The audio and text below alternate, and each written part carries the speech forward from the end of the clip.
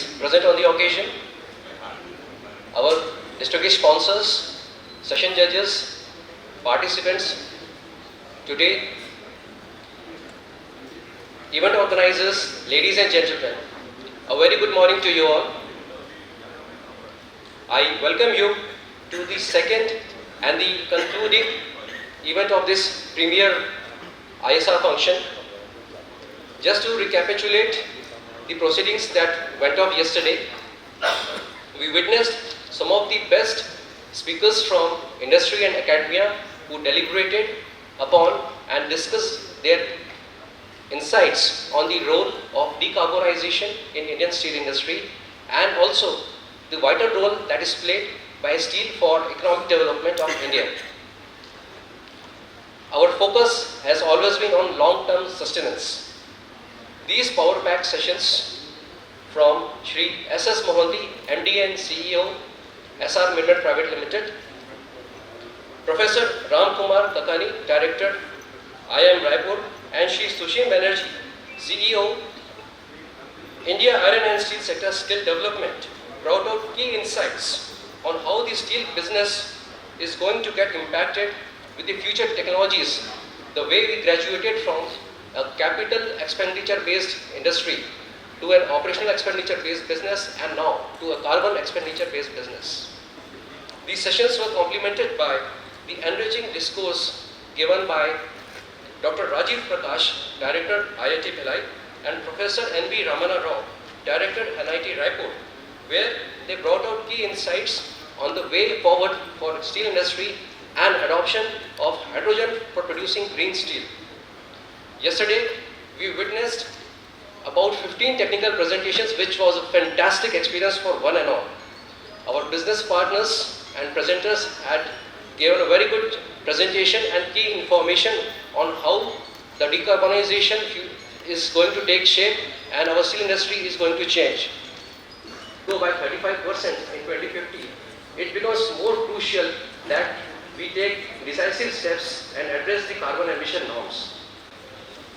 I take this opportunity and invite my first boss at Bhilai Steel Plant, Shri Vinod Kumar Arora, ex-Chief Executive Officer, upcoming technical session. I also invite Shri Ashit Saha, CGM about Shri Vinod Kumar Arora. He is a hardcore technocrat with an experience spanning more than 5 decades in steel plant operations, project management and mining. Sir has performed leadership roles in various steel industries like Steel Authority of India Limited, SR Steel, Bhilai JP Cement, Earthstal Private Limited and VO. Sir, it's a pleasure to have you over here today among us. I shall now request our technical paper presenters to please take their seats on the dais. I'll call out their names. Mr. Nitesh Ranjan, Bokaro Steel Plant. Mr. Rajiv Banerjee, Center for Engineering Technology. Mr. Sanjeev Varghese, Bhilai Steel Plant. Mr. Abhijit Das, RDCS, Bokaro Subcenter. Ms. Huma Afreen from NIT Raipur. Mr. Somraj Chakravarti, SET Ranchi. Before we commence this technical paper presentation, we would like to introduce you with, we would like to rather request our participants to please keep the timeline of 10 to 12 minutes, restrict their presentations to 10 to 12 minutes. We have made a provision for buzzer. The first bell will go at the 10th minute and subsequently after 2 minutes, the second bell will go. So over to you, sir. Thank you. Good morning. Thank you. Good morning to all of you. So we are going to start the sixth session and today's first session. We are having 6 papers. So the rule of the game would be each participant will be given around 8 to 10 minutes. They are requested to finish within that time. And maybe if the time permits, we can have an audience question if required, if the time permits. So I will first call upon the first participants to present the paper. The greenhouse reduction in iron and steel on the resource efficiency and technological intervention, Sri Nitish Ranjan from Bokaro Steel Plant. A very good morning to all of you. I am Nitish Ranjan, EGM Environment Conservation and Sustainability from SAIL-Bhilai Steel Plant. Actually to start with, when the taking which is okay. Basically, India has committed the world. Basically, there are two NDCs. There are necessary demand contribution. The first one is to reduce our GHG emission intensity by 45% till 2030. The second NDC that we have submitted to United Nations Convention for Climate Change, that is to increase the kitty of our renewable energy by 50% till 2030. Apart from that, as per the Panchamrit, we need to reduce our greenhouse gas emission by 1 billion ton till 2030, and we also need to increase the renewable energy production up to 500 gigawatt by 2030. So these are some of the commitments that India has made as per Panchamrit as well as NDCs, and who will fulfill this commitment on behalf of India? It's the industries who are operating, and as we know, the contribution of iron steel industry from India perspective, it's 12%. So that's why the government has come out with the mini regulations. For example, this e-cert, that is carbon certificate trading business, that will be launched soon in 2025. The first industry which will be covered under this carbon certificates exchange would be iron and steel industry. That will be followed by cement industry. So we would be under pressure to reduce our greenhouse gas emission. Apart from that, there are other issues such as ESG funds.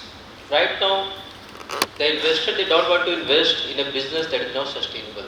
Investor don't want to invest in a business which is going to be closed down, which is going to be a loss in next few years. So it's very important to reduce our carbon footprint so that SAIL or any steel iron steel company can attract ESG fund. Second and third is the customer. If you will see the today's generation, today's children who are learning in schools, they want to go for more sustainable products. अगर यहाँ एक glass रखे, शीशे का glass रखे, and we have a plastic glass, then most of us, I think every one of us will go for glass, शीशे के glass पे सब जाएंगे. Because people right now, they want more sustainable products. Even the new generation, they are more environment conscious than us. So that school children would be the CEOs. They would be the customer, they would be the decision maker in the next few years, and they would look for more sustainable product. They may look for products which have less carbon footprint emission. They would look for products which have less impact on the environment, and there comes the role of your GHG emission reduction as well as your carbon footprint reduction, water footprint reduction, waste, recycling. All those things come into picture at that level. So we have the various factors which are going to impact, and all the industries, including iron, steel, cement, they need to gear them up to reduce their overall carbon footprint. So, glitch is over or still? Okay.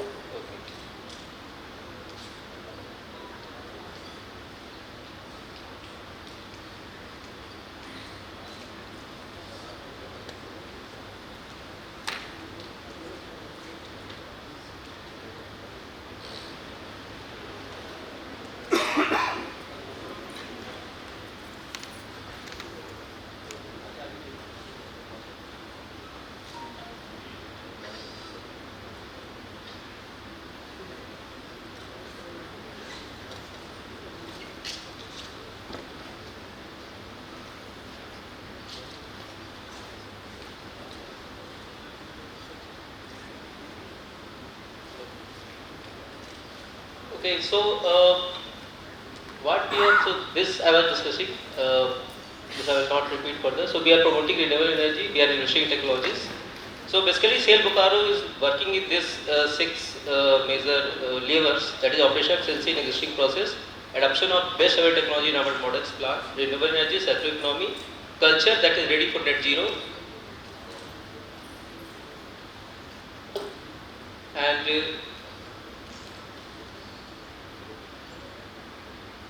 So basically, this is the decarbonization strategy of SAIL-Bhilai Steel Plant, where we are working on raw material quality improvement, process improvement, technology addition, and decarbonization. So in raw material quality improvement, we are working on operation of new blocks in Kiriburu and Megadapuru, expansion of Goa mines and verification facilities in pellet plant. In process improvement, we are going for this basically TRT waste heat recovery.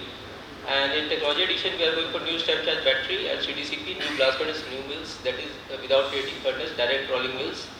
And in deep decarbonization, we are going for carbon capture and storage. So basically the impact that we have assessed from raw material quality improvement is 15%, from process improvement is 30%, and from technology addition would be approximately 25%. So recently, for example, we have commissioned our new SMS with continuous casting system, and we have phased out our ingot route, which has helped us to save approximately 3 lakh calorie of energy per annum. Similarly, commissioning of LD gas holder in SMS2 has helped us to save 1 lakh ton of boiler pool. LD gas recovery from SMS1 again saved approximately 30,000 ton of boiler pool in our BPS in our power plant. Similarly, use of surplus BF and LD gas to boiler number 9 through new pipe that will save 75,000 ton of boiler pool. Then waste heat recovery from hot blast stove has helped us to save 50,000 calories from 4 blast furnaces. So these are the various steps that we are taking to reduce our overall energy consumptions as well as reduce our carbon footprint. And these are some of the operational parameters that we are working on it. For example, use of pellets, pulverized fuel injection, BF operation, how it impact and reduce your greenhouse gas emission. Hot blast temperature, high quality iron lump and high FE in sinter. Similarly, there are some of the factors I will just like to highlight one thing that, for example, if we are replacing sinter by pellet, the carbon footprint of sinter is approximately 330 kg per ton of sinter. On the other hand, pellets is 137 kg. So it's 50% for pellet. So there are a few of the factors. Suppose we are able to save 1 kg of steam, 195 so per ton of steam that we are consuming, its carbon footprint is 195 kg. So all these factors help us to assess our strategy to reduce carbon emissions.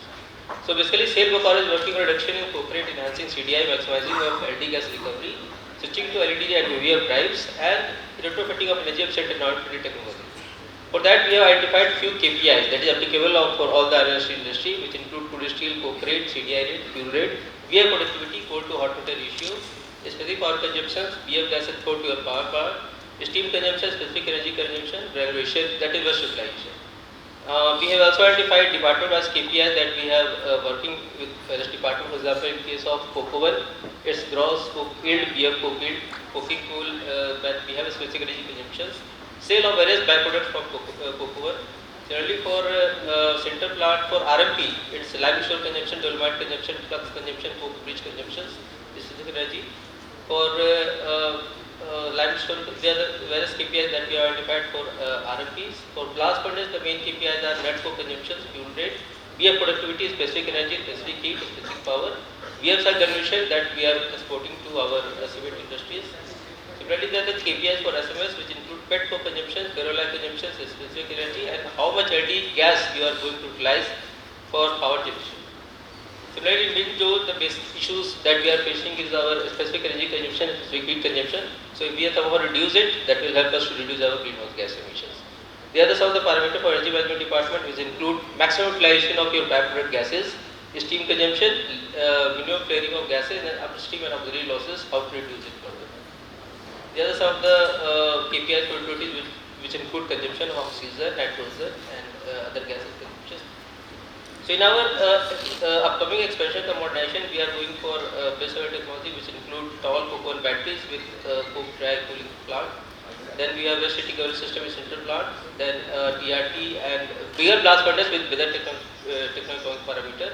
And for rolling mill, we are going to have direct rolling mill DRM, which will phase out the utilization of this reheating furnace and will reduce the overall energy consumptions in mills. So these are some of the highlights that we are going to in the next expansion plan of the SAIL-Bhilai Steel Plant. For renewable energy, we are going for 220 megawatt of renewable energy in the form of 30 megawatt of floating solar power plant that will be installed in cooling pond 1. Similarly, we are going for land-based 20 megawatt solar power plant near Shuri Mandir of Sector 4. Then rooftop 10 megawatt. We are also going for 110 megawatt PPA agreement with SECI. I believe that IT is another enabler that may help every industry, including industry to reduce its overall carbon footprint. So SAIL-Bhilai has done, for example, we are basically using IT in our steel ladder tracking system, machine health monitoring, mobile application for COCO and SMS new, and QR code for SOP and SMP. So this particular this ladder tracking system helps us to improve overall productivity in SMS. So that means you are able to produce more steel with less resources because you can increase the number of feeds. So that will help you to reduce your overall greenhouse gas emissions. Similarly, we are going for this predictive maintenance using various sensors, and we have come out with this mobile app for COCO1 where operator can see the live operation of its COCO1 batteries. We are the QR code. So these are the various digital projects that we are going on at SAIL-Bhilai. Similarly, from circular economy is another lever that can help us to reduce our overall greenhouse gas emission. For example, we are using our mill scale and sludge for making briquette that is being charged in SMS converter.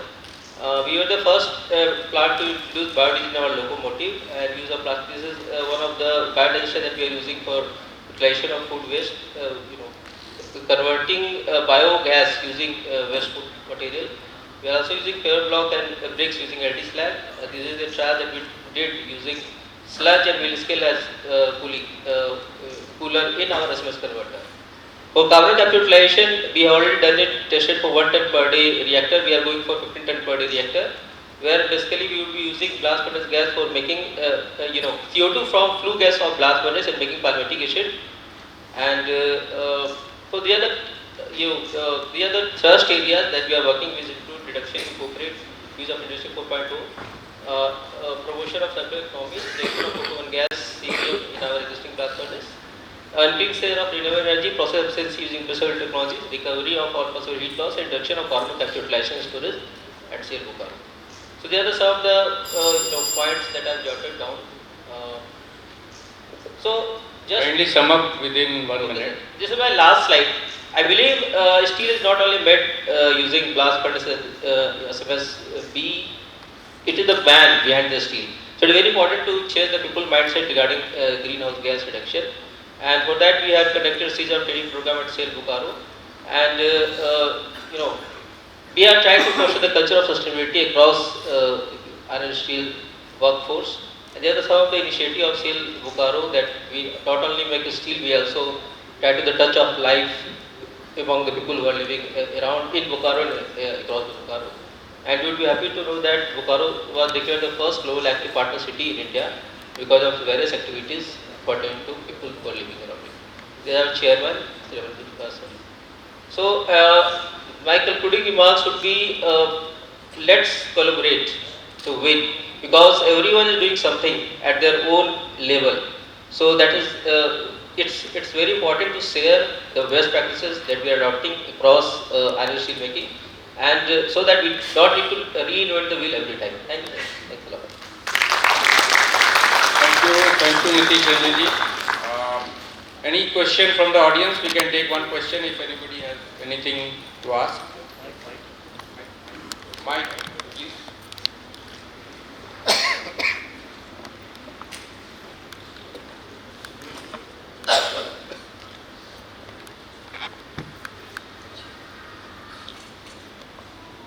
Hello, good morning all.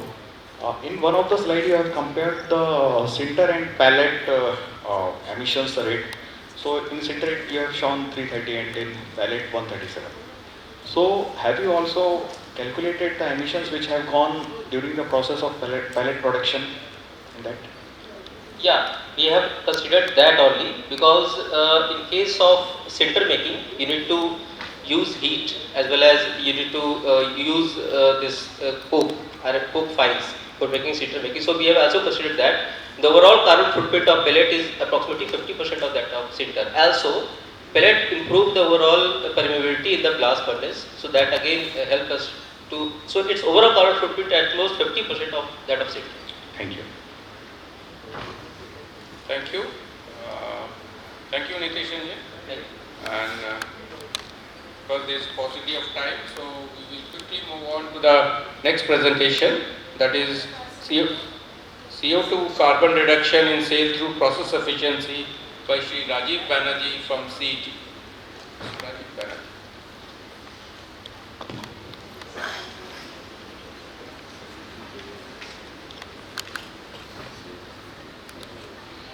Good morning. Good morning to all the dignitaries on the dais and all my seniors and colleagues in this August gathering. In this 2-day long seminar, lots of avenues for CO2 reduction have been discussed and will be discussed. Some of these avenues are already available in commercial and some of the avenues are already in development stage and some are only in concept stage. My presentation is regarding the avenues which is already available and in addition to CO2 reduction for SAIL, it is also helpful for increasing the bottom line of the SAIL.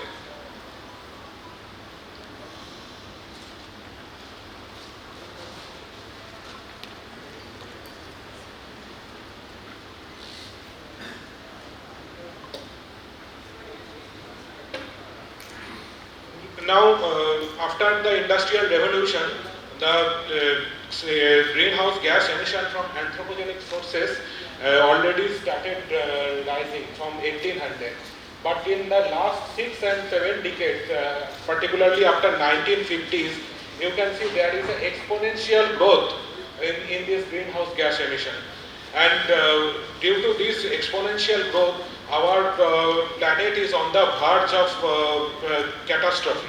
You can see the sea level rising fast, particularly after 1950s, and you can see that after this spring snow cover, it is already started declining after 1970s. And in this greenhouse gas emission, major contributors in the world are mainly China and USA. And 65% of this greenhouse gas emission comes from CO2 emission, and that's from burning of fossil fuel. So we need to reduce this burning of fossil fuel at any cost to save our planet. And CO2 emission from major industries. You can see these 5 heavy industries, that is oil and gas and cement and steel, concrete and coal mining. Most of these 5 heavy industries is representing 80% of the industrial emission. There are other emissions like agriculture, transportation, all these. And in this industrial emission, 6% is coming from steel. And steel is a hard to abate sector because of its high temperature requirement of processing. In India, 240 million ton of CO2 was emitted in 2020 from steel making. It is approximately 12% of total CO2 emission from all the sources. And by 2030, it is projected that 450 million ton of CO2 will be emitted from steel industry.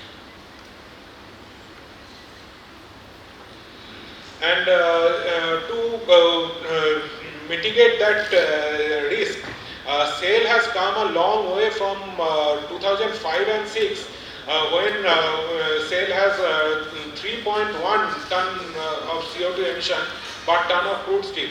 And in 2022-23, it has come down to 2.49. And our target for 2030-31 is 2.19. So we have recorded a 19.7% improvement in last 20 years, but we have to go for further improvement. For SAIL, fortunately, there is a gap available in its efficiency, which if we can reach, then we can reduce our CO2 emission in addition to increasing our bottom line. And for this, you can see that both this CDI and fuel rate, there is ample room available for improvement. Here in this table, we can see the competitor CDI and fuel rate vis-a-vis CDI by SAIL and its competitors. And decarbonization through blast furnace efficiency is doubly rewarding because it also decreases your hot metal cost in addition to CO2 emission reduction. This is from clause 7 appendix 3 of the CO2 user guide of WSA.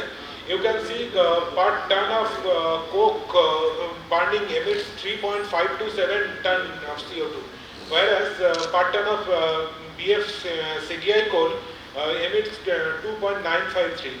So if you can replace the coke with CDI and replacement ratio comes to 1:1, you have to achieve for 1:1. It is not easy to get 1:1, but if it comes close to 1:1, in that case you get the benefit of this gap from 3.527 to 2.953. Similarly, if BF injection coal is replaced by natural gas injection, there is also chance of CO2 reduction because for natural gas, 2.015 ton CO2 is emitted per 1000 normal meter cube, whereas for CDI coal it is 2.953. So there is further improvement in CO2 reduction in blast furnace. And these are the enablers for CO2 reduction in blast furnace. This has been developed by RDCIS after years of operational experiences. For every change of the parameters like coke ash, coke M10, burden Fe, pelleting burden, blast temperature, oxygen enrichment, slag rate, and silicon in hot metal, and top pressure and alkalis. What are the effects on coke rate and BF productivity? It is being shown here. And all our subsequent calculations, what I will show, is based on this and CO2 user guide of WSA. What I have shown. Now, as I have shown,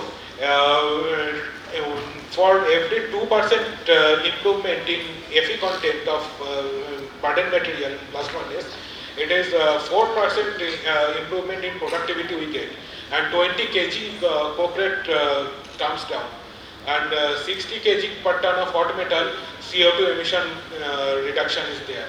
Based on this, we have calculated if we complete this project in Goa, Bolani, Rawghat and Taldi, we get the CO2 emission reduction. For Goa it is 1221, for Bolani 275, and for Rawghat it is 977, and for Taldi it is 733. And these projects we are already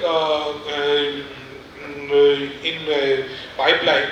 Stoves of WHRS in blast furnace 3, it is already under execution, and stove and WHRS in BF2 Bokaro, it is under pipeline and will come soon. And from BF3, after installation of the stove and WHRS, we will save 232 ton of CO2 every day, and for BF2 it is 522 ton CO2 per day. And these TRT projects, we have identified 3 blast furnaces for TRT, that is BF1 of Rourkela, BF7 of Bhilai and BF2 of Bokaro. And CO2 emission reduction possibilities from these furnaces are also mentioned here. That is for BF1 Rourkela it is 77 ton per day, for BF7 Bhilai it is 111, and BF2 Bokaro it is 119. And stamp charging battery with CDCP. Stamp charging battery with CDCP, it helps in improvement of coke moisture and coke M10 also, and 4% reduction in coke moisture and 1.5% decrease in M10 for a 1 million ton CDCP with step charging battery, and for that we get 353 TPD of CO2 reduction in blast furnace. In addition to this 353 TPD, 175 TPD CO2 emission reduction will also occur due to steam generation, which will happen in the CDC. And together 528 ton per day reduction in CO2 emission is envisaged for a 1 million ton stamp charge battery. This 1 million ton stamp charge battery is planned in Rourkela, ISCO Steel Plant and Bokaro Steel Plant. Thin slab caster in place of hot strip mill. It was discussed yesterday also. In thin slab caster, our energy consumption is 0.1 gcal per ton, whereas in conventional hot strip mill, it is 0.3 gcal per ton. So it is already 1/3 energy consumption in the thin slab caster and direct rolling. And for if you consider a 3 million ton HR coil production means 9,091 ton HR coil per day, and if coke oven gas and blast furnace gas ratio is 1:1, we can arrive at a total CO2 saving of 653 ton per day from installation of a 3 million ton thin slab caster direct rolling in place of conventional HR coil, conventional hot strip. SAIL is also going for brownfield expansion in Bokaro, Durgapur, and greenfield expansion in Durgapur and ISCO Steel Plant. And our CO2 emission target is in this. In Bokaro, we are targeting 2.15 ton per ton of crude steel. In DSP brownfield, it is 2.26, and DSP greenfield, which is based on DRI. It is 1.45 if we use natural gas and 2.16 if we use syngas. And ISP greenfield, it is 2.09, and if you inject natural gas in blast furnace, in that case it will come down to 1.83.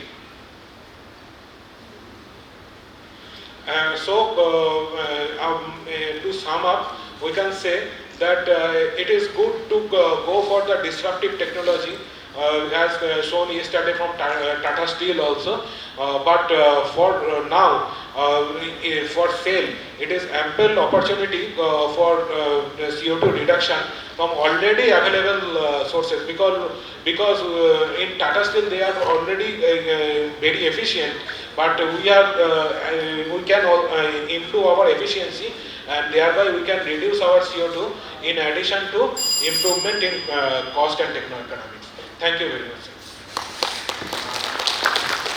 Thank you. Thank you, Mr. Rajiv Banerjee. First of all, thank you for completing the presentation within the normal time. I will request audience question if anybody has anything to ask. Am I audible? Yes, sir. You are audible. You are audible, sir. Thank you, sir. My name is Karbi Pratap Singh. I am from Nepal. Thank you. While showing this data for carbon emission, actually I just wanted to have clarification for any expansion or for the existing one. There are two factors. You must have included the carbon emission from power, electricity that is new, or that is not included. Because scope 1, scope 2, scope 3 is a different calculation. Yes, it is all together. Scope 1, scope 2 and scope 3.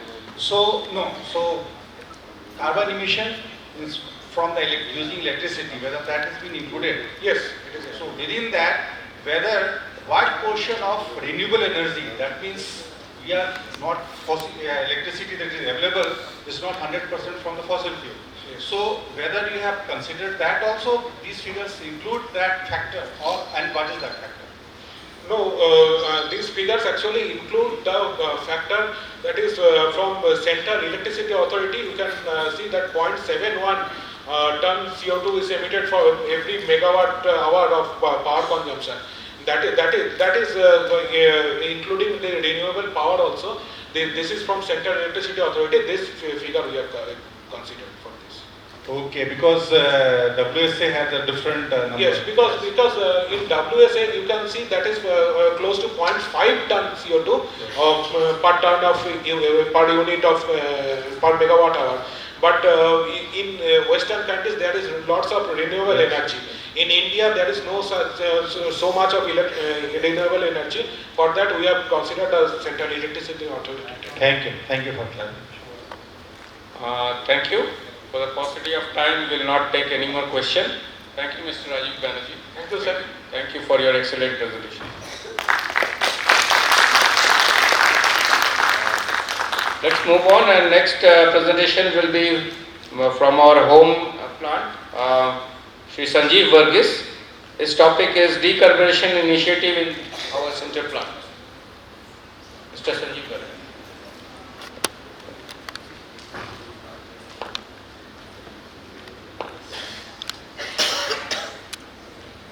Good morning, sirs. Yesterday we had a detailed discussion on decarbonization and its impacts.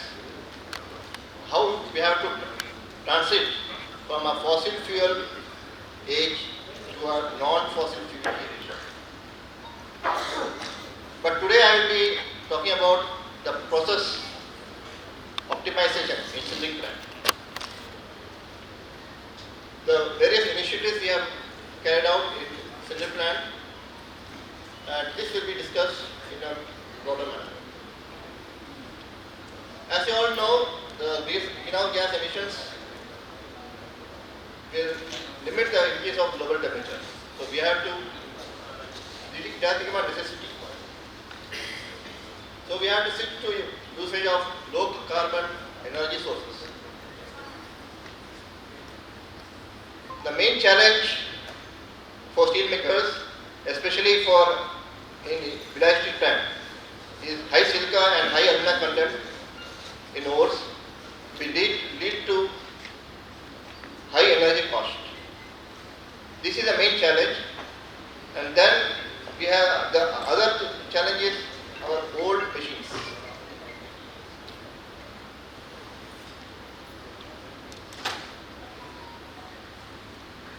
We have also switched to various new technologies like coke-like engine, sinter plant heat recovery systems, TRT system in blast furnaces, and long ago we have started the CDI injections. These are the best available technologies we are using. The specific CO2 emissions, ton per ton of crude steel, which is hovering around 2.66 now, and our target by 28-29 should be 2.27. If you see the energy balance of a sintering plant, the sintering reaction heat is around 19%, the waste heat cooler section is around 30%, the waste heat in sinter section is 25%, the others which include the sinter sensible heat, the sinter return heat and various unburned losses comes to around 26%. This is the total energy balance of a sinter plant. With the project being undertaken in sinter plants, again go on. The waste heat recovery is in machine 4. We have taken waste heat recovery in machine 2, in installation of steel burners, the handling, food, fixing. And as you know, in sinter machine 1, we already have a waste heat recovery system. Now the SP3 team is doing a wonderful job in installing a waste heat recovery system in machine 2. How this waste heat recovery system works? As you all know, the sources of heat recovery is the sinter cooler area. The circled area, that is the heat recovery zone, is the sinter machine discharge end and the cooler where the hood is fixed. This is the main heat recovery zone.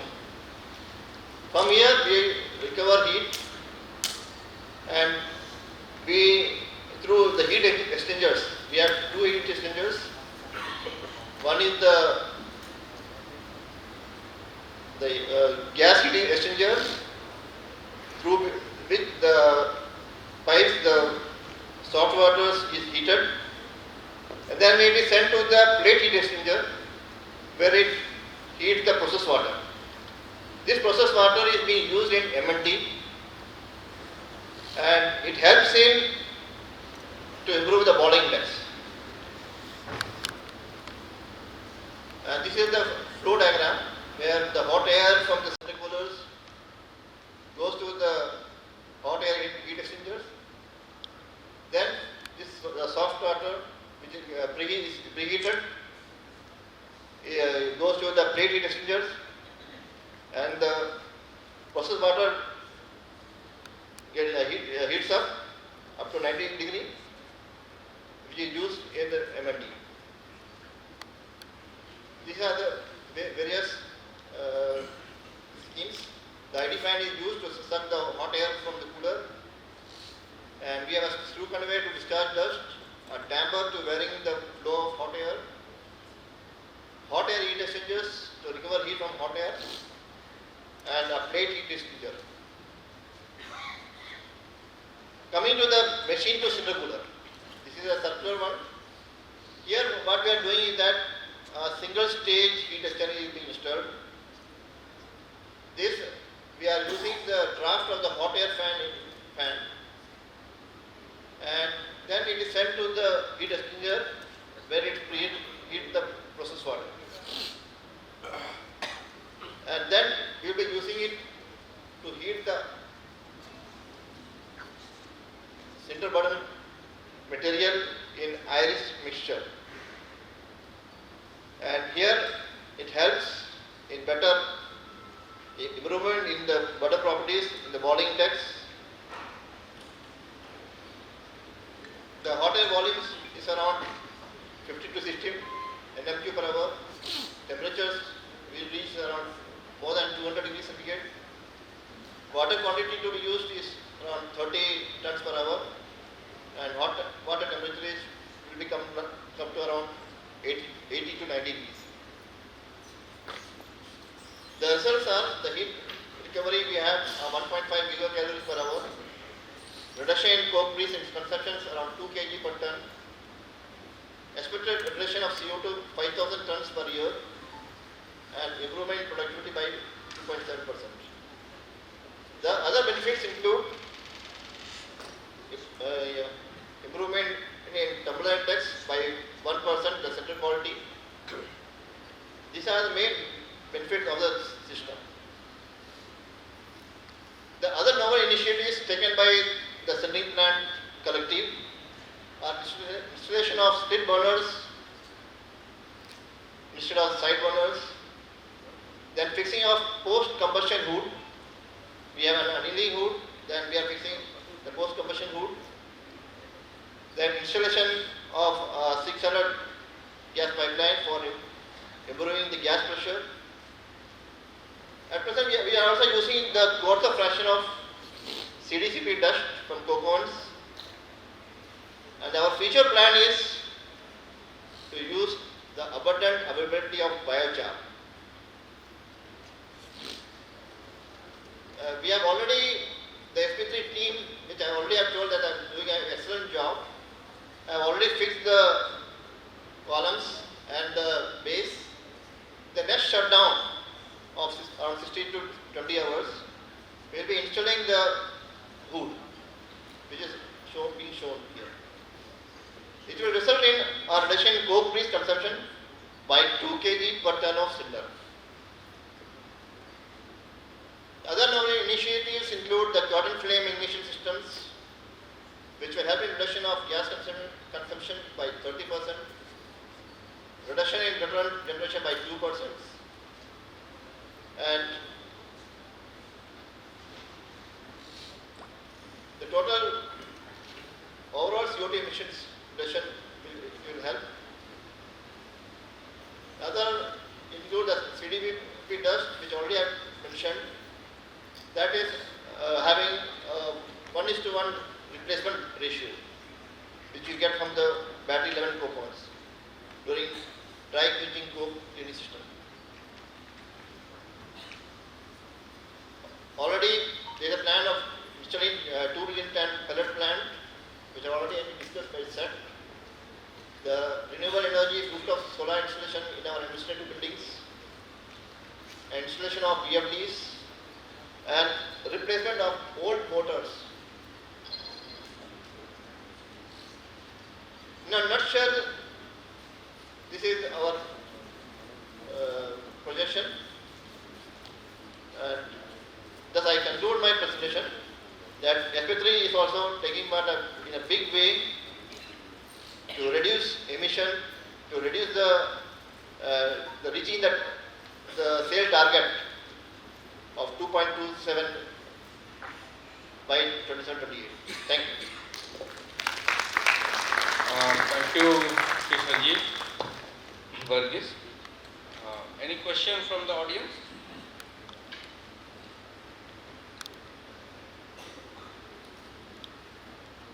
If there is no one, then thank you. Thank you once again for your excellent presentation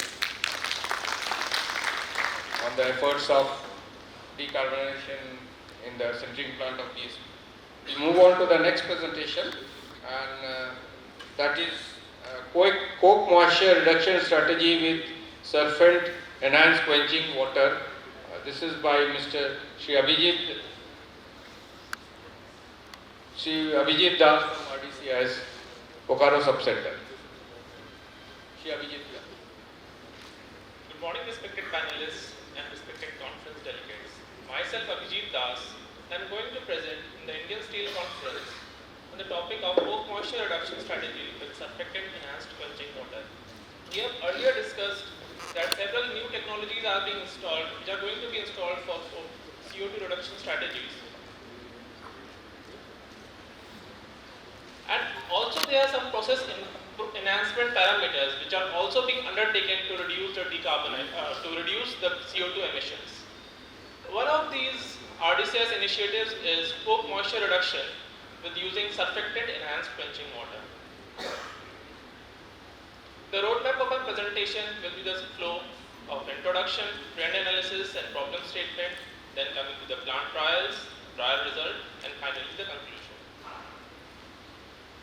As the trial was conducted at Bokaro Steel Plant, so giving a brief about Bokaro Steel Plant. That Bokaro Steel Plant is an integrated steel plant of SAIL. It has 6 functional coke oven batteries of 69 ovens each, with useful coke chamber volume of 27.3 cubic meter and 4.7 meter height. Seeing the annual highlights of BSL financial year 23-24, the ovens pushed per day were 512, hot metal production was 4.72 million ton, crude steel production was 4.31 million ton, and saleable steel production was 3.99 million ton. Now seeing the trend analysis, comparing the production trend of ovens pushed per day, we see that there has been a gradual increasing trend from 421 ovens from 2020-2021 to 512 ovens pushed in 2023-24.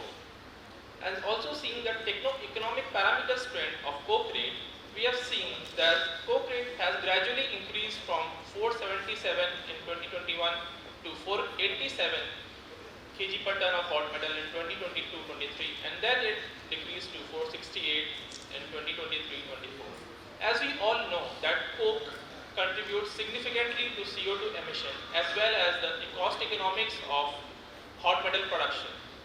So there are several parameters in which coke rate can be controlled, and RDCIS selected one parameter, that was coke moisture. As per literatures, it is assumed that decrease in 1% in coke moisture leads to decrease in coke rate by 3 to 5 kg per ton of hot metal. In block 2, which comprises of coke oven batteries 7 and 8 in Bokaro Steel Plant, the coke moisture varied from 5 to 6%. The objective of the project was to reduce this coke moisture by around 2%. And the main reason for choosing surfactant was that the addition of water-soluble surfactants in quenching pond aims to decrease the surface tension of the quenching water, hence resulting in better wettability and faster evaporation from the coke surface.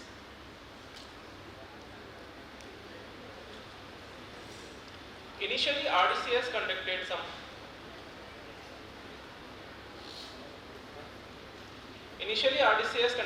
pilot oven trials with varying concentrations of surfactants. With all those trials, we concluded to some percentages, and from these percentages, we conducted plant trial at Bokaro Steel Plant, and quenching pond 3 was selected as it catered to coke-oven batteries 7 and 8. So the surfactant was added in the concentration of 0.009 to 0.013%, and this percentage was on the basis of the RDCS pilot oven trials. And quenching time of quenching tower 4 was at that time 105 seconds. But as the trials went on, and we saw some hot spots were generated at the warp end, and to reduce those hot spots, the quenching time was increased from 105 seconds to 120 seconds to reduce those hot spots. Here we can see the pre-surfactant addition quenching pond situation and the post-surfactant addition after adding the surfactant. It's just like adding surf excel in water. These surfactants are sodium-based polymers, and the result was that, as we can see from the WAF coke as well as the skip coke, that greyish portion of coke is more, indicating that the coke moisture is less. This was also seen from the graph, which you can see that the pre-dry down, the coke moisture varied from around 5 to 6%, and during the trial period, this data was hovering from 2 to 4%. And this reduction in coke moisture was also reflected in the coke rate trend in PF4. Concluding our trials, the main objective of our trial was reduction in coke moisture so as to reduce the coke rate. With addition of surfactant, coke moisture of block 2 coke reduced from an average of 5.1% to 3.1%. This was on 1 week trial, so the data was based on that. Coke rate of BF4 BSL also reduced from an average of 445 kg per ton of hot metal to 442 kg per ton of hot metal. Reduced coke rate leads to lower CO2 emission, and these process enhancements also leads to the goal of decarbonization initiative of SAIL. One thing we have to mention is the regulation time in quenching time has to be seen for hot spot management. Thank you.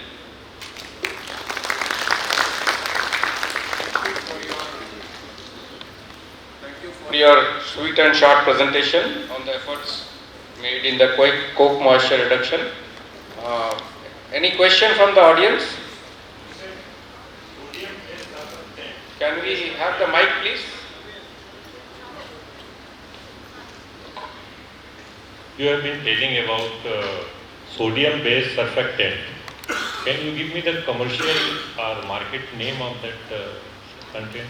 Sir, actually, this was not prepared by RDCS, so we just took the surfactants and we got the trial. So there are several companies, so we will not like to take any names. Yeah, there are several in the market, sir.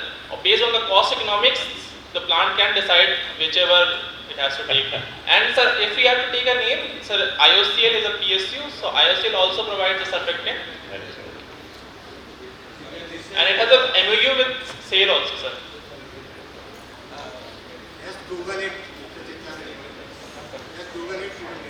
क्या बोले sir? Google कर लीजिए मालूम है. हाँ.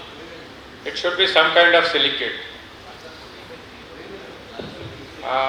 Any question from, I think.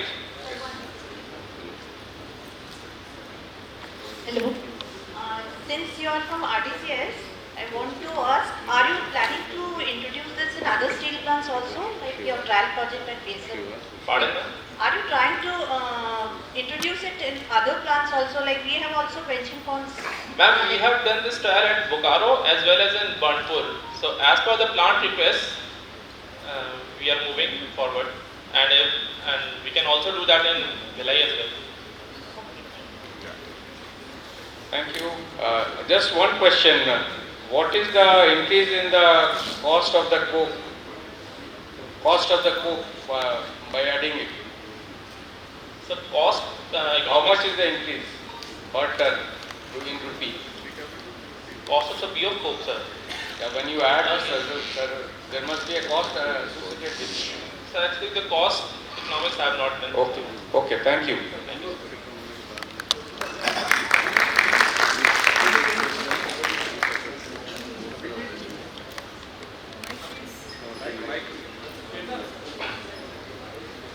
Okay, then we. Achha, you anyway. There is I think one more question. This should be the last question because we have to finish within our time. Abhijit, okay, thank you very much for a very good presentation. My question is, we are talking about the addition of some surfactant, some kind of intermediate product to reduce the CO2 emission. Okay, the only concern is, are we considering the footprint of these surfactants? That is, there is a footprint.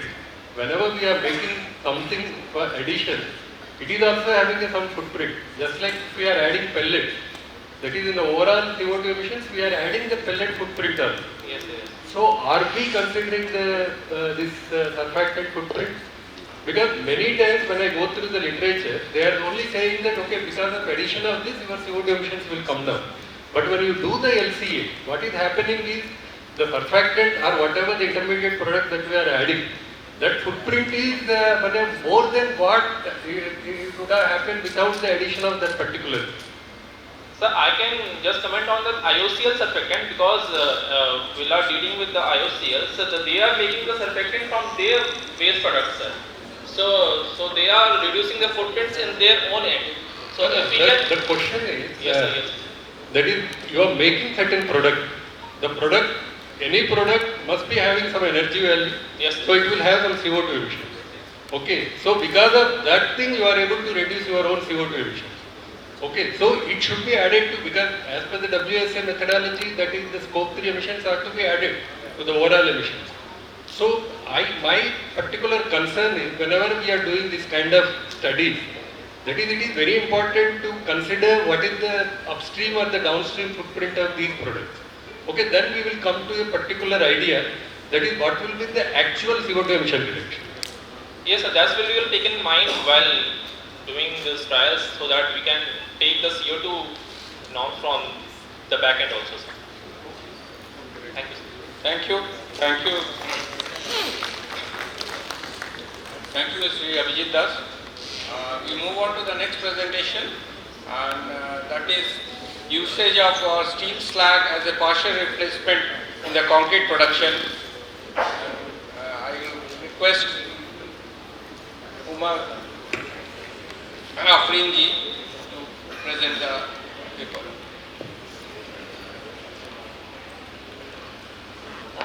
A very good morning to all the dignitaries present here as a panelist and all the members present here. I'm Hima Afrin, research scholar from Civil Engineering Department in NIT Raipur.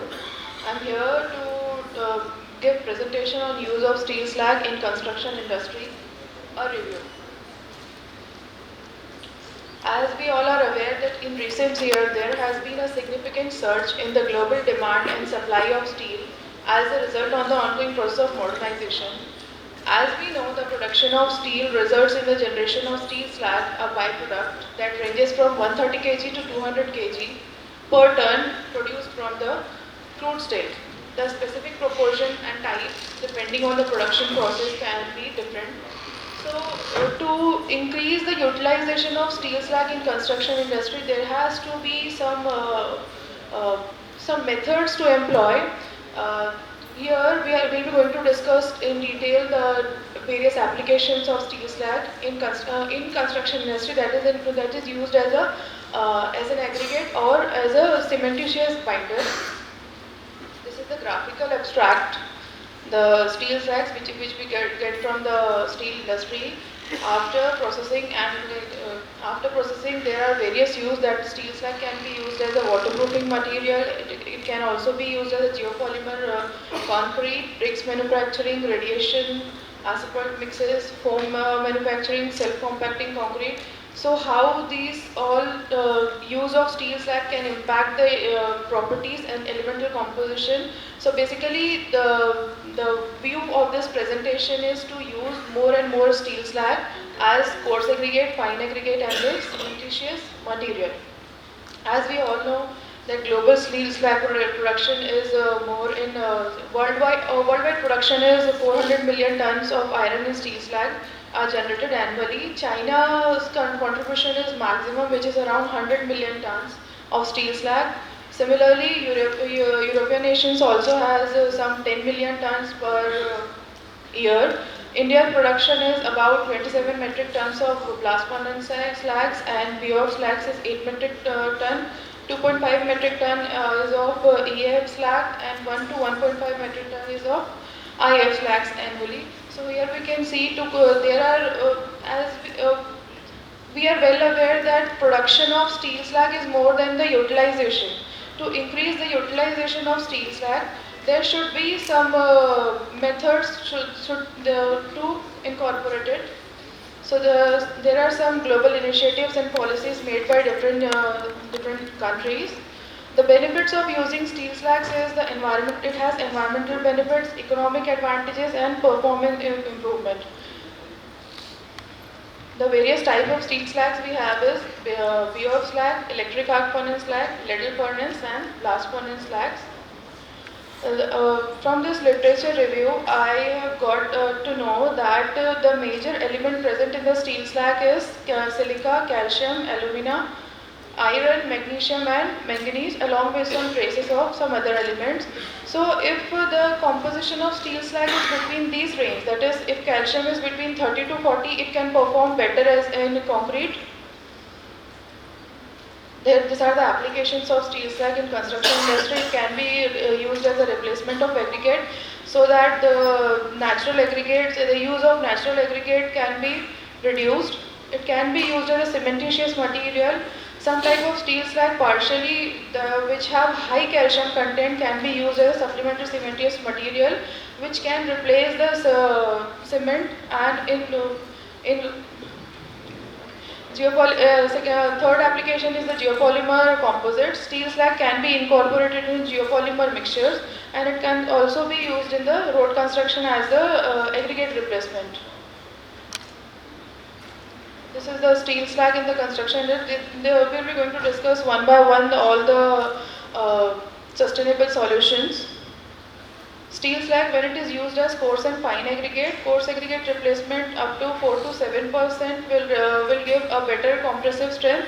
When it is replaced as a fine aggregate, replacing 30 to 50% of natural fine aggregate will increase the compressive strength by 4 to 6%. When it is when EF steel slag is replaced, it gives compressive strength between 35 to 45 MPa. When steel slag is replaced as a cementitious material, the low water, when we talk about concrete, we are more concerned about the water cement ratio. Lower water cement ratio will give higher compressive strength. So to replace the cement with steel slag, there should be a low water binder cement ratio. At water binder ratio of 0.35, steel slag gives a comparable result to the conventional concrete. Optimal replacement is 30%, which provides maximum strength of 47 MPa at 28 days and 73 MPa at 360 days. It can be used as a brick manufacturing with steel slag. The clay-based red ceramics can be replaced by 5% weight of slag and 5% weight percent of fly ash. So show better microstructural property, and it will also reduce the sintering process temperature. It can also be used as a high density concrete. Steel slag can also be used in the asphalt mixes. Optimal percentage is 40% steel slag can be reduced as coarse aggregate and 40% can be reduced, 40% of the steel slag can be replaced as fine aggregate. Next application is foam and self-compacting concrete. Up to 30% of the replacement shows a better result.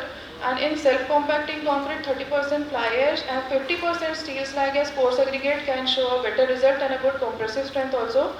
And the workability reduces. Okay. Next application is ceramic and waterproofing. As the density of the concrete increases with the increase in steel slag aggregates or cementitious material, this proves that the mortar or the concrete which we are making can be a waterproof mortars. Next important application is geopolymer concrete, which is 100% replacement of cement. Here we can see the binders are the fly ash, steel slag or metacaolate, red mud. All these are the industrial byproducts. When it is activated with alkali activators like sodium hydroxide and sodium silicates, on mixing it forms a polymerization chain reaction, and on hardening and setting this forms a geopolymer concrete, which is equivalent to the conventional concrete, which is made with 100% cement or a partial replacement of cement. So here we can see that at 28 days result, at 28 days the compressive strength is 42.81, and if it is replaced with 0.4 to 0.5% steel fibers, it shows a better compressive strength and flexural strength. These are the environmental impacts and future prospect. It can, by using more and more steel slag in the construction industry, it can reduce carbon footprint, and it will bring economy also by reducing the landfills and stockpiles around the steel industries. This is the table which shows utilization of steel slag in construction industry. The different countries use different types of steel slag with either in the form of aggregate or in the form of powder, and their applications in construction industry or in road industry, it has been given with references. Steel slag can be used as a sustainable resources for construction. By utilizing steel slag, it can reduce its environmental footprints while potentially enhancing the material performance.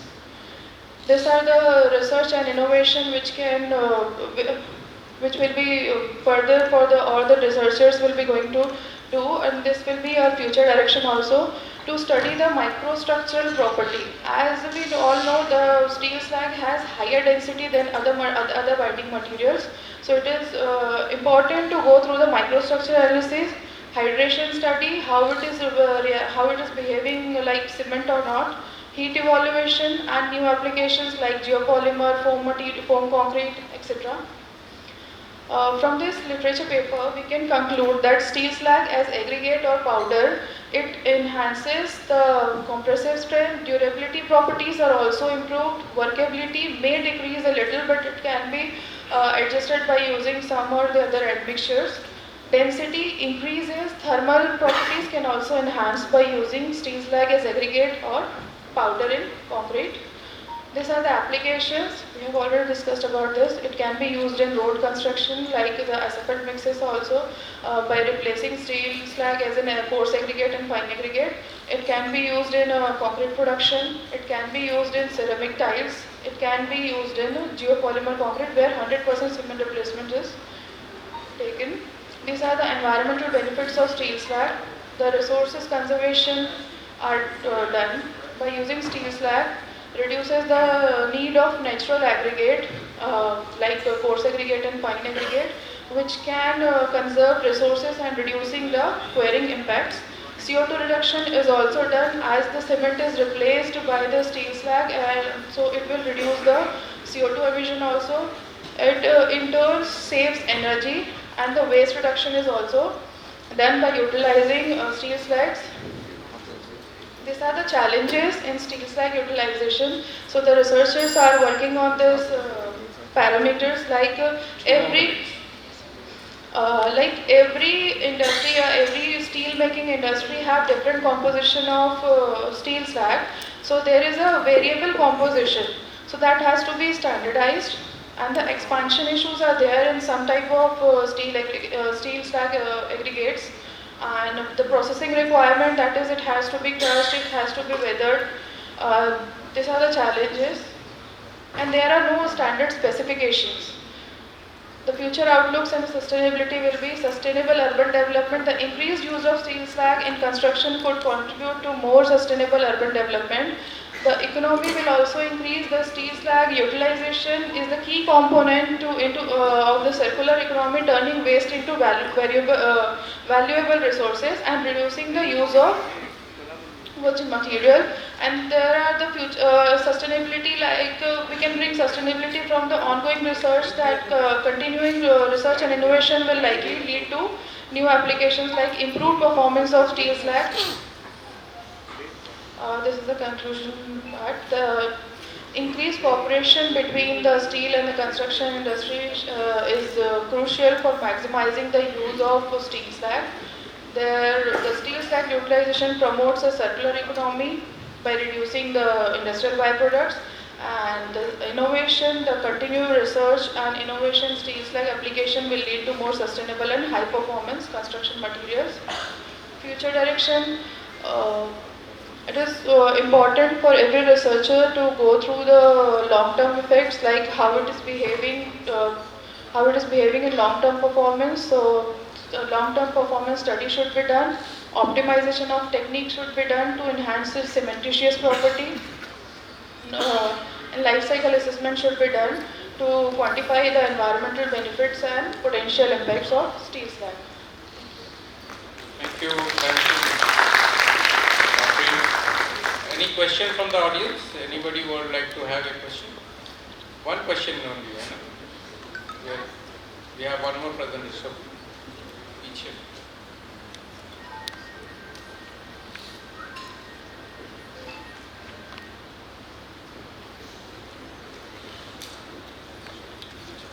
Madam, first of all, I am thankful for your wonderful presentation, detailed presentation, use of steel slag in construction industry.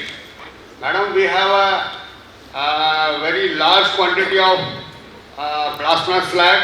Rather, we don't have a space to accommodate, because due to the high gain content, the slag generation is very high. But madam, you have mentioned somewhere your presentation related with the CO2 reduction, CO2 emission. You have mentioned somewhere, but still it is not clear how it is related with the reduction in the CO2 emission. Could you please further elaborate? So as we all know that cement production emits CO2 in the environment. So by reducing the consumption of cement, we can reduce the carbon dioxide emission, and it can be used when we go for geopolymer concrete. Geopolymer concrete is a concrete in which the cement is 100% replaced by fly ash and by the other industrial byproducts like steel slag, GGBS. So this can reduce the carbon dioxide emission. Okay, thank you, madam.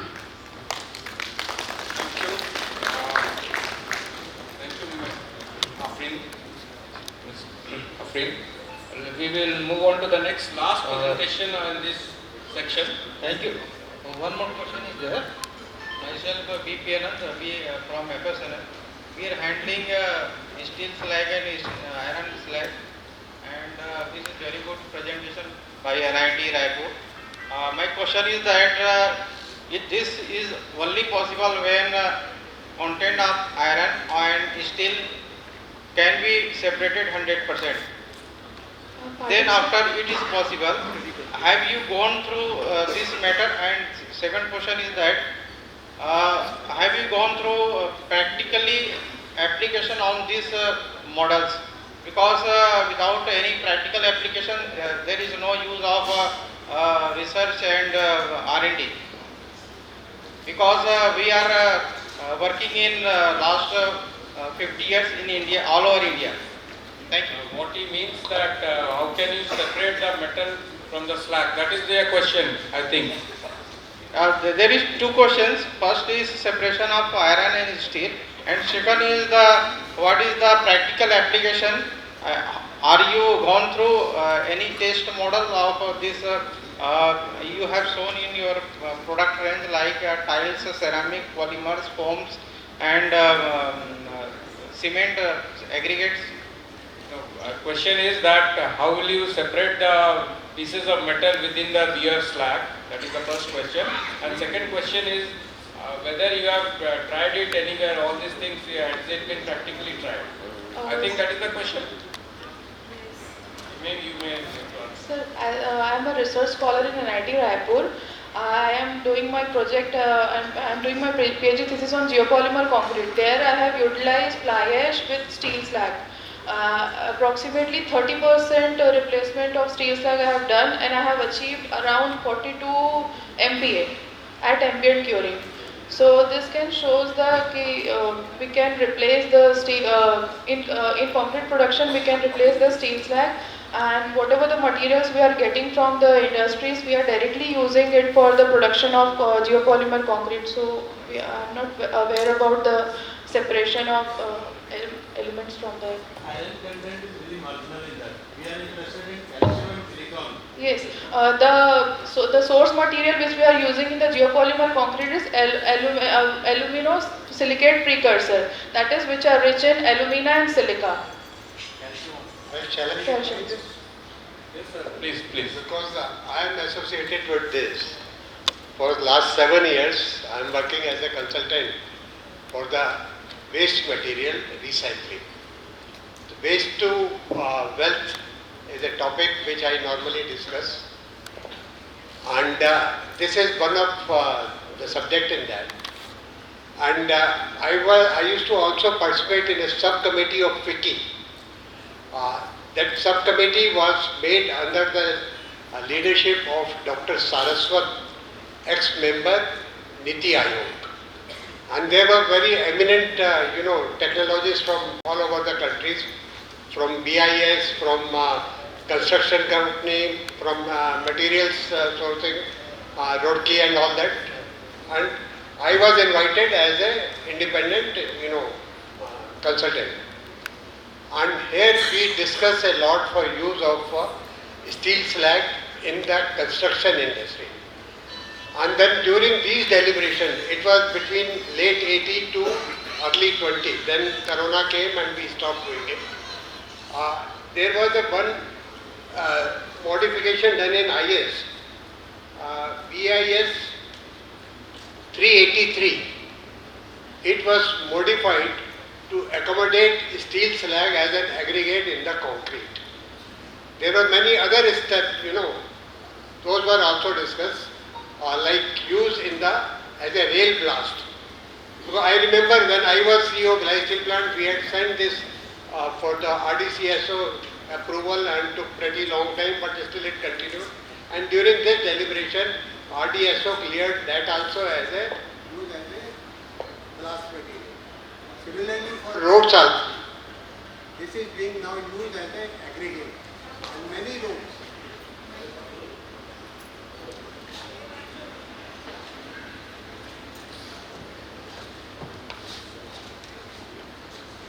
And about 500 kilometer roads have been constructed by using steel slag only. I hope I have answered.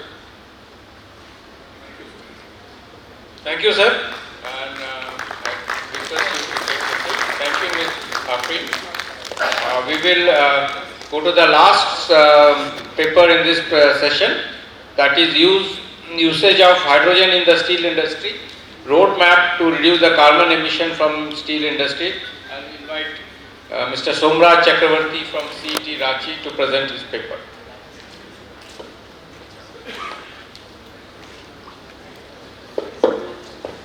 Good afternoon, respected dignitaries on the dais and present in the auditorium today. Myself Somraj Chakravarti and I am DGM Utilities at CET Ranchi. And yesterday onwards we are having a very good discussion on what should be the roadmap, what are the probable features which steel industry should adopt to bring down the carbon emission limits. And today also in the first half we had a presentation from my colleague Rajiv, who explained what are the low-hanging fruits and which features should we adopt to get the advantage quickly. My presentation focuses on use of hydrogen in steel industry as we discussed yesterday also, that this is a intermediate phase approach. We will be decarbonizing in phases. So first phase is implementation of all the process efficiency parameters. Second phase will be use of cutting edge technologies like use of hydrogen. Third phase we will be approaching CCUS and other technologies. So as I start, I give you some pictures, and we are all aware of the changing climate around us and how we are experiencing ice fall or snowfall in the deserts, smog over major cities in Earth.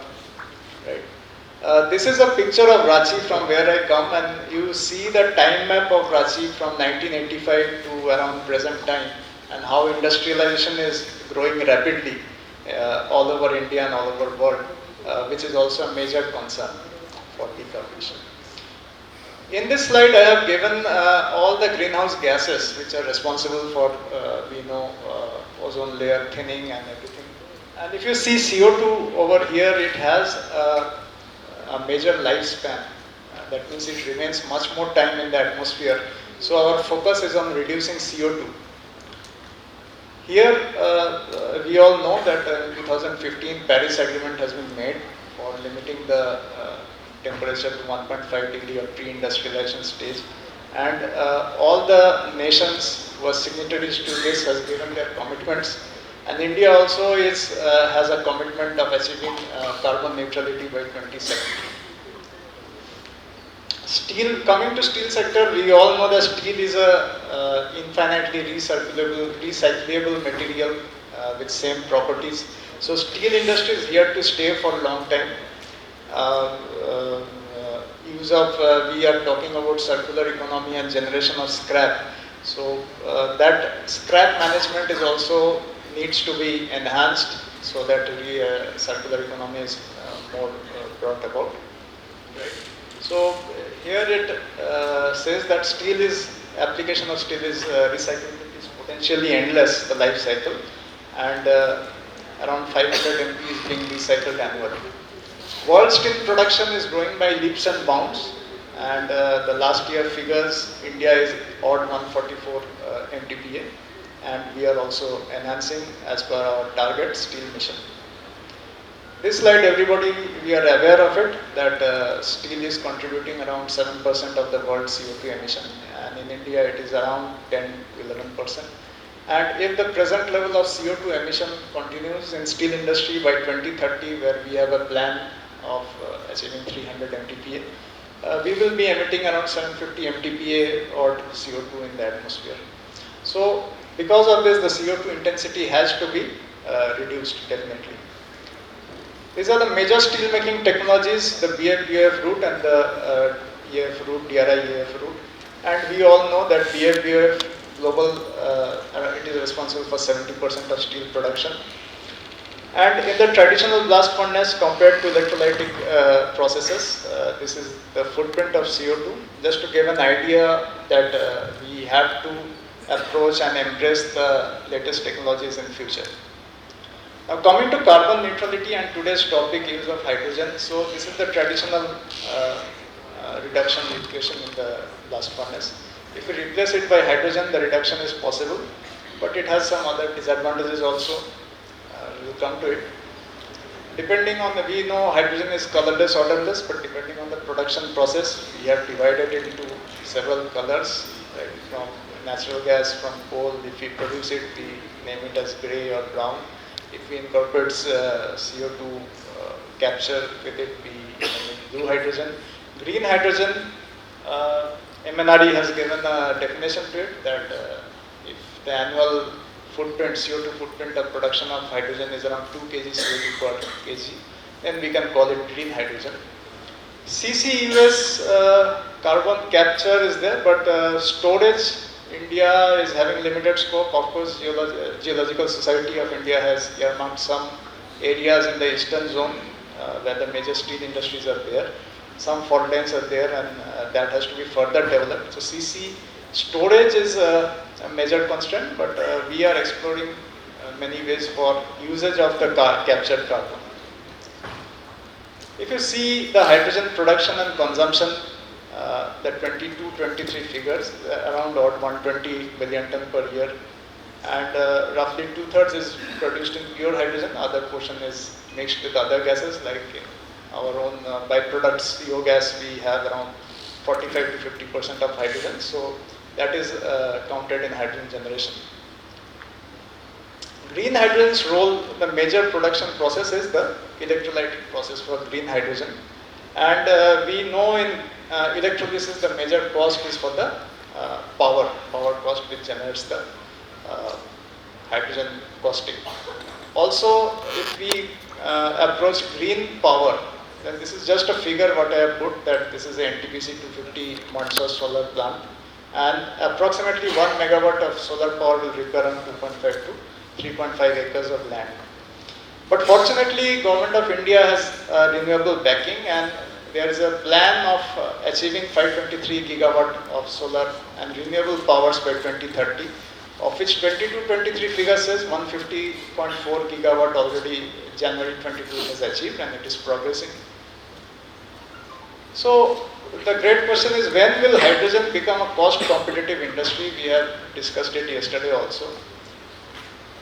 If you see these are the 22-23 figures, it has come down by some portion because of this. So present cost of hydrogen, if you see in energy terms, it is around roughly 9 times of our byproduct gases, right? So when does it become cost effective? If you see the world to come, this is the October 21 figure where the electrolyzer based hydrogen plants are installed. And compared to it, if you compare the present world map, so if you see most of the hydrogen production areas which was concentrated in Europe, and now in Asia also projects have been planned, and we are fast going towards it. Hydrogen usage in many industries, it is predominantly in oil industries, chemical sectors, in transport areas, hydrogen based transportation is already there. In steel industry, chemical sector, it was already there. Steel industry, we are planning to use it in areas. If you see this map, steel mills, if we have the renewable energy, it can be converted to hydrogen and it can be used to the end consumer. From steel industry, wherever CO2 we can capture, we have to get it and convert it to other byproducts like ammonia, methanol, and use it in the industry. So what should be our approaches for decarbonization? There is 3 basic approaches. One is circular economy, where we increase the usage of scrap in our processes. Second is smart carbon usage, some processes where we have to use, we cannot forego at this stage. So in that process, by default, carbon gets emitted.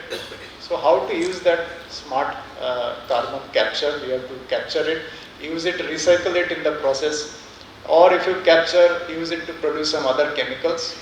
Carbon direct avoidance, this stage involves use of alternate resources like hydrogen and green energy. And using hydrogen in our existing processes like injection in BF or hydrogen based DRIs. Green electricity is for renewable powers, which will be used in green steel. So challenges of hydrogen, without going into the details of equation, we know that hydrogen, when it acts as a reductant, it is a endothermic reaction. So because of that, we have to place some heating arrangement in the system. So existing system has to be modified. There are some studies which says around 13 kg hydrogen per ton of hot metal. It has an effect of reducing CO2 by 200 kg per ton of hot metal. And pilot scale trials are presently undergoing. Some trials have been taken by ThyssenKrupp, Duisburg, and they have already injected hydrogen, tested it in one of the tuyers, and they have a plan of extending it to all 28 tuyers. This plan is there. In Nippon Steel, they have already experimented with using COG and hydrogen in the blast furnaces, Coast 50 and Super Coast 50. In DRI portion, using natural gas is an existing well-established setup, and hybrid has incorporated hydrogen usage in it. POSCO is also experimenting in the fluidized-based reactor in the high-risk process. So what should be the roadmap for use of hydrogen in BFBF? This we have already discussed yesterday. I have just put it point-wise. In the BFBF, we are presently in the trial stage, so enhancing knowledge base on hydrogen injection, establishment of pilot plant we have to do, replacing wherever the life cycle of blast furnaces are nearing completion, we have to replace it with large energy efficient furnaces. And injection partially replace PCI by NG or COG depending on the availability and economics. Subsequently, mix and increase the percentage of green hydrogen. And to counter cooling effect in the raceway, external heating has to be explored. In the DRI route, similarly, confidence, knowledge, technology has to be done.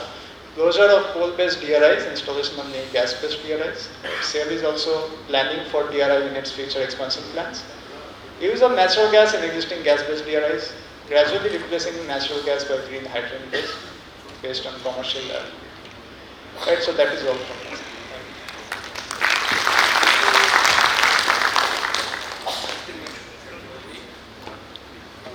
Hello. Thank you, Mr. Chakravarti. Any question from the audience? We can take a question before we sum up the session.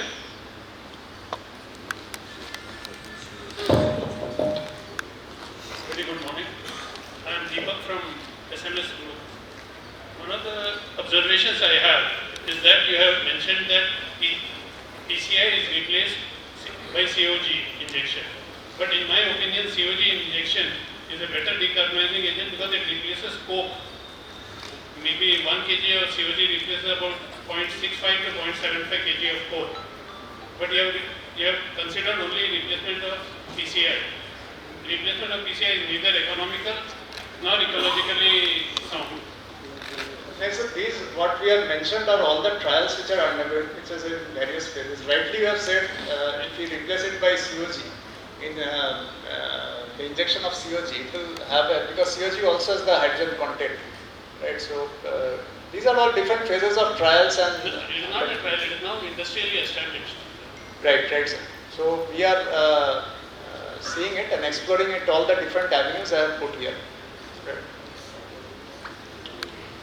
Thank you. Any other question? Last question from the audience, then we would like to sum up the session because we are exceeding the time limit. Last question, please. See, one process is carbon capturing, another is hydrogen utilization. So either of two, which is more economical, because hydrogen cost is very high as on date.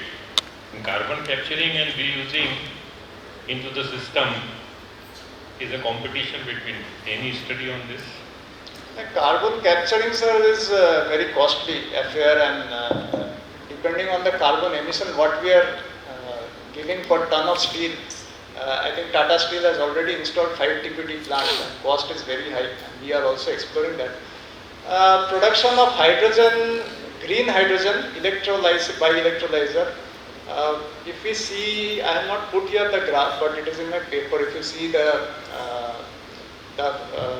capex involvement which power plants are giving for the future green energy, the cost of electricity, some 2 years from now, they have put it at around 2.5 to 2.9 rupees per unit. It is going to come down. So cost of green hydrogen is basically based on the power input cost, which is presently around 4 rupees per unit, 4.5. So if that comes down, the cost of green hydrogen is going to come down. And we are hopeful, sir, that presently at Bokaro we have compared. And definitely if the green hydrogen cost is available at $1.5 per kg, then it will be beneficial for the industry. See, there is a new process. In fact, it is a very old process. Now carbon dioxide is captured by lime solution. So that work is also going on.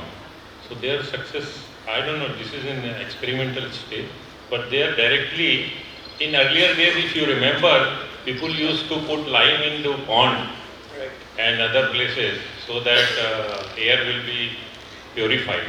And whatever carbon dioxide which is available in the atmosphere, that is mixing with the water and providing oxygen for the fish and other species in the water. So these ponds were playing very important role in the environmental development. Carbon dioxide capture, we are also exploring the evidence. We are in talks with various suppliers like Carbon Clean and others, but it is still to materialize because of the cost and some other aspects. So, because ultimately you have to, for hydrogen production, you need to have electricity. Right. There also you will be, solar is not the only solution. Right. So you need electricity, but this natural process which is under study, I think may be useful. Thank you. both ways are being explored, sir. Let's see. Thank you. Thank you. Thank you, Mr. Chakravarti. We had some 6 excellent papers from the different participants here who have presented there, and it varied from various technologies in decarbonization. Lastly, I will request our chairman session to sum up the session and for his expert comment. Shri Arora sir. Thank you, Mr. Shah. It's my pleasure to be amongst this galaxy of steel makers all over India, and it was my pleasure to meet my ex-SAIL friends and BSP friends again.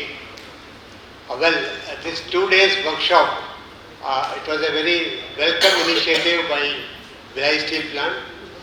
In fact, it is very relevant in today's day. Global warming, as most of the speakers have said, going up. Our temperature has gone up by 1.5 degrees centigrade, and it is affecting the climate very badly. So there is a need. So, and the main component, one of the main component is the carbon, these greenhouse gases, CO2 emissions. So since yesterday we are discussing, there had been many presentations. Today also we had very excellent presentations.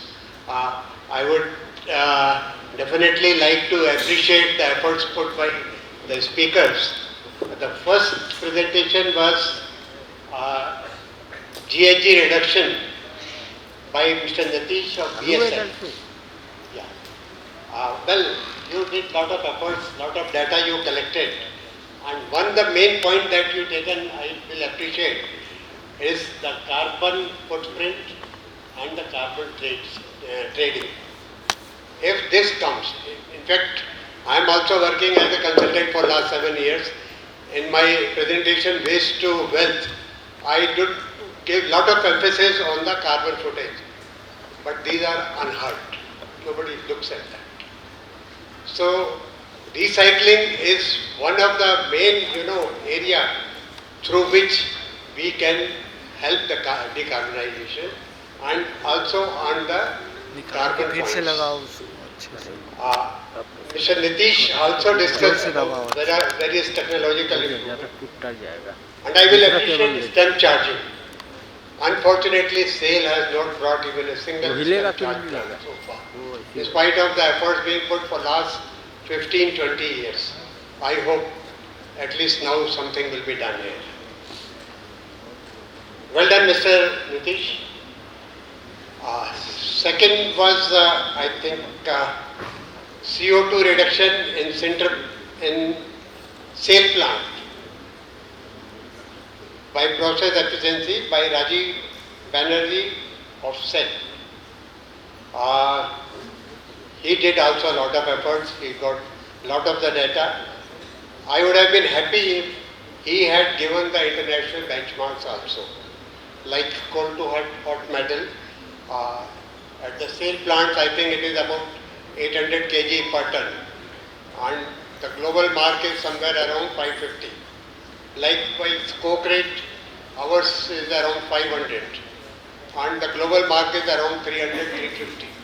So if those global marks were also international benchmark were given, probably it will encourage our young engineers to at least try and achieve that.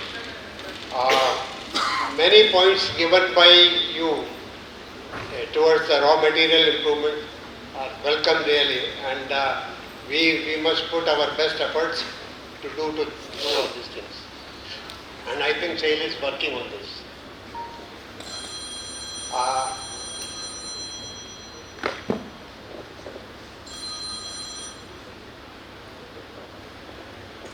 Sorry. Third was I think decarbonization initiatives in Centre Plant. I have full sympathy with the Centre Plant, Bhilai Steel Plant. I am really sad to see its situation. The present raw material condition in which they are working, silica around 8%. And I do appreciate the way they are trying to manage. And I just compare about 14-15 years back when we were there and how it is working now. The return center used to be around 12%. We used to aim at to bring down to 10%. Now it is about 22-25%. Because of the raw material. Main problem is the raw material. Likewise, the ESP generation, it has doubled. FE in ESP is also significantly, earlier it used to be within around 30%, now it is around 45%. Why? Because we are using, we don't have that much iron ore fines to convert it to sinter. We are using whatever material, whatever our mines are able to give us, we are using that, and in that process lot of fines are coming. So that's why ESP percentage has also increased. We are also using initiative was taken, beneficiated slime concentrate. That also we are using, but since it is size is a minus 100 micron, so about 40% goes in the ESP only. It's simply a wastage. Cocoa 1 CDC dust which we are putting, that also goes into the ESP because of its size. One very good suggestion we had been giving for years together to Bhilai Steel Plant is use of micro pellets. If all these fines are converted into micro fines, this dust going through the ESP dust generation will get reduced. Its properties will definitely improve. Anyway, hopefully the wisdom will come and they will start using the micro pellets in Centre Plant for an effective use of the whatever raw material that we have. Fourth was a coke moisture reduction, Bokaro. Since I have worked in coke once, this was very close to me. I had also done certain efforts in this. In fact, I had gone to Tata and we brought from there. Rapid water quenching system we brought, and we also brought down the moisture level from 5.5 to 4%. And now their effort of bringing it down to about 2% is very, very well appreciated. And kudos to the collective of Bokaro and RDCS for doing this job of using surfactants. It was a nice presentation. And number 5th was the use of steel slag as partial replacement of concrete. Since I am associated with this project also for last 6-7 years, and as I told earlier also, I was being invited by FICCI subcommittee, which was made for enhancing the usage of steel slag. And we all know that there are mountains of steel slag lying all over, major steel plants, especially SAIL plants. Private are still trying to do something, but SAIL plants all over, these are there. Mr. Ashwani is sitting here. He was also facing this problem and he tried to, get some solution about 5-6 years back, I think. And yes, his efforts brought some results. This year there was a tender, of course they have not taken decision for the award of micro pellet, same thing which I discussed earlier.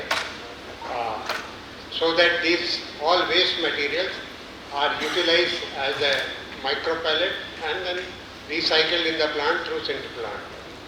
So, but as I said, the BIS has modified in August 2019 their specification. BIS 383 has been introduced to use steel slag as an aggregate in the concrete. So, though this was presented by, I think, Afsareen Huma.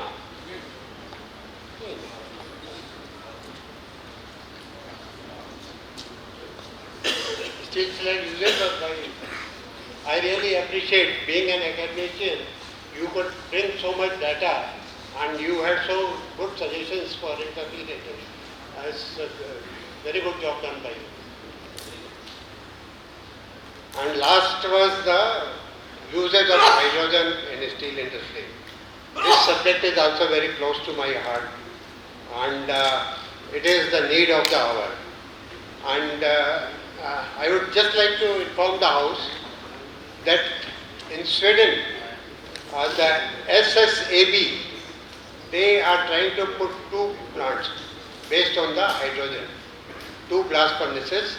It is in Oxelösund, and by March 26, they have targeted to complete these.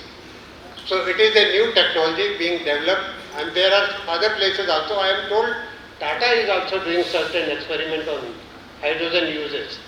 In one of their old furnace, Mr. Tapasan Gupta was telling me that in F furnace probably they are trying to experiment. Okay. So there are efforts in this direction, and hydrogen is going to be our future fuel. It is going to replace fossil fuel.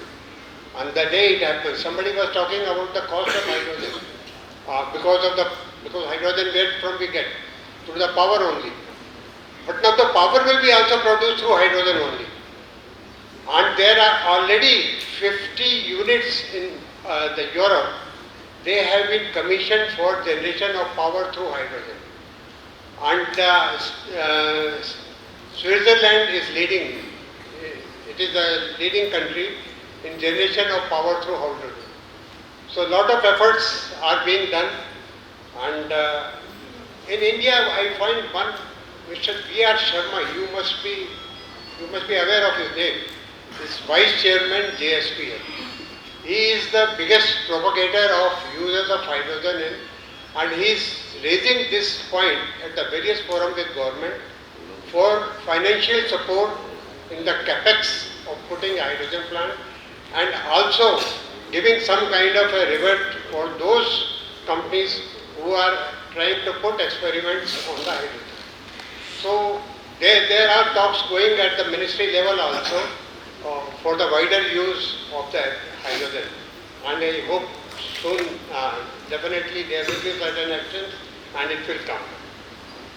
Well, at the end, I will appreciate the effort of BSP management in organizing this wonderful seminar which is a need of hour. And I thank all the organizers. अपनी तरफ से साधुवाद देता हूँ उनको बहुत अच्छा काम किया उन्होंने keep it up good all the best to all the participants thank you very much sir. It was indeed a pleasure to have you over here and we very much appreciate the way you could mine out the extracts from these presentation in a short time and especially you added value to it and your trademark benevolent way when you built out the topic of usage of steel slag in replacement of concrete. I now request our session chairman Shri V.K. Arora sir to please felicitate all the participants with a memento which is a mark of our appreciation.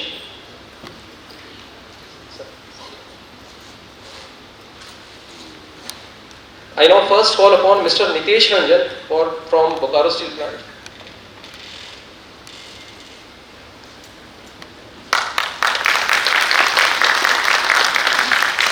Mr. Rajiv Banerjee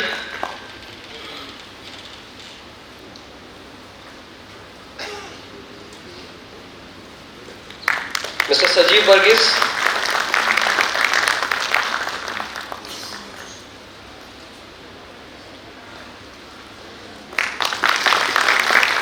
Mr. Abhijit Das,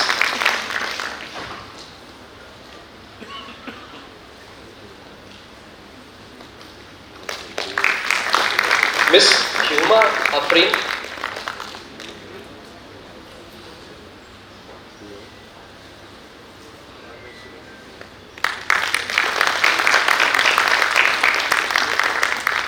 Mr. Somraj Chakravarti,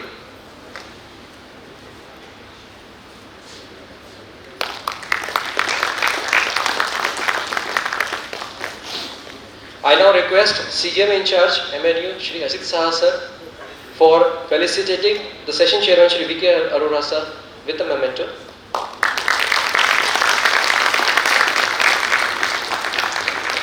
Thank you sir. I now request GM in charge plant carriage Shri B.D. Babu sir to please come over to days for felicitating Shri Ajit Saha sir with a memento.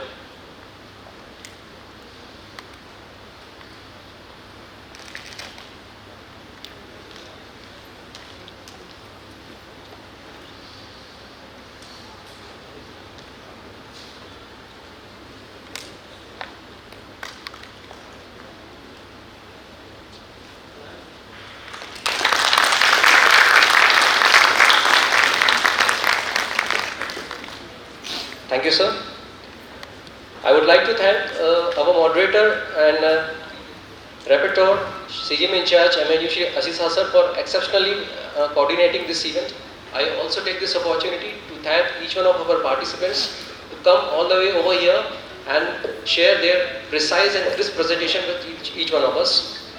I now request the dignitaries on the stage for the kind dispersal. And thank you very much, sirs.